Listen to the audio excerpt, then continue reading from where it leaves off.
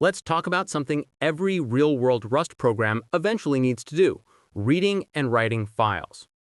Whether you're building a CLI tool, a web server, a logging system, or even a small game, at some point you'll need to save and retrieve data from the file system. And Rust, as always, gives us a powerful but safe way to handle that using the standard FS module. So let's start from the beginning. We'll start with a simple example: reading the contents of a file. Imagine we have a text file named hello.txt that just contains the text, "Hello, Rustaceans." Now, let's read this file in Rust. Let's walk through this. We first use standard FS. This module gives us file system utilities like reading, writing, removing files, and creating directories. Then we call fs read to string, which takes a path and returns a result containing either a string or an IO error. If everything goes right, we get the file's content as a string. If something goes wrong, like if the file doesn't exist, it returns an error. That's why we use expect to panic if it fails. But what if we want to handle errors more gracefully? Let's rewrite it a bit to use pattern matching with match. This version doesn't panic. It gracefully prints the error if something goes wrong. For example, if the file doesn't exist, it might say error reading file, no such file or directory. So that's file reading in Rust, simple and clean. Now let's move to writing to a file. We'll create a new file called output.txt and write some text to it.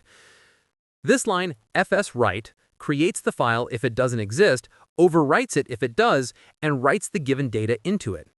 After running this, check your folder. You'll see output.txt with that sentence inside. Now, what if we don't want to overwrite it every time, but rather append new content to the file? For that, we use standard FS open options. Let's try that. This is where Rust starts to look powerful. We're saying append true means we want to add to the file instead of overwriting it. Create true means if the file doesn't exist, create it. Then we open it and get a mutable handle to the file. Then we use writeln macro, similar to println, but it writes to a file instead of the console. Every time we run this program, it adds another line to the file. If you open the file afterward, you'll see multiple lines stacked on top of each other. Now let's talk about reading line by line, which is super useful for things like log files or CSVs. Here's how we can do it using BufReader. Let's break that down. File, open, hello.txt gives us a file handle. Then we wrap it in BufReader, which makes reading more efficient. It buffers the file content instead of reading one byte at a time. Then we call lines. That gives us an iterator of a result containing either a string or an IO error for each line in the file. Inside the for loop, we unwrap each line and print it. This is super memory efficient for large files because it doesn't load the whole file into memory. It reads it lazily, one line at a time. Now let's move to a real-world example. Imagine we're building a tiny log writer for an application. Every time something happens, we want to write a time-stamped message to a log file. Here's how we could do that. This uses the chronocrate for timestamps. Every time we run the program, it writes a new line, user logged in, with date and time. If you open app.log, you'll see all your logs stacked chronologically. This is exactly how many real-world Rust programs, CLI tools, servers, etc. handle their logs. All right, now let's take it one step further. What if we want to read binary files, like images or compiled data?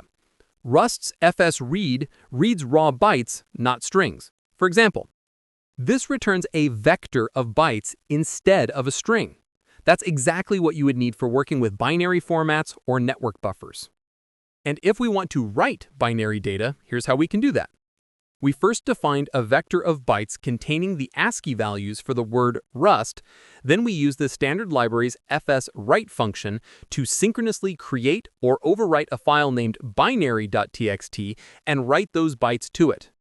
When you open binary.txt, you'll see Rust, because those bytes correspond to the ASCII characters. Let's do one more interesting example: reading a CSV file and writing a summary file.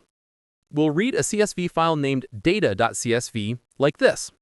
We'll calculate the average age and write it to another file. So first, we open the file data.csv and use a buffered reader to process it line by line.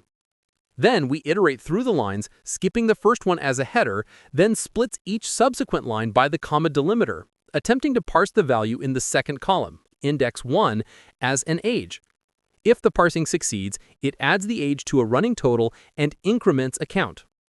After processing all valid ages, it calculates the average and uses open options to create or overwrite a file named summary.txt, to which it writes the final average formatted to 2 decimal places before successfully exiting.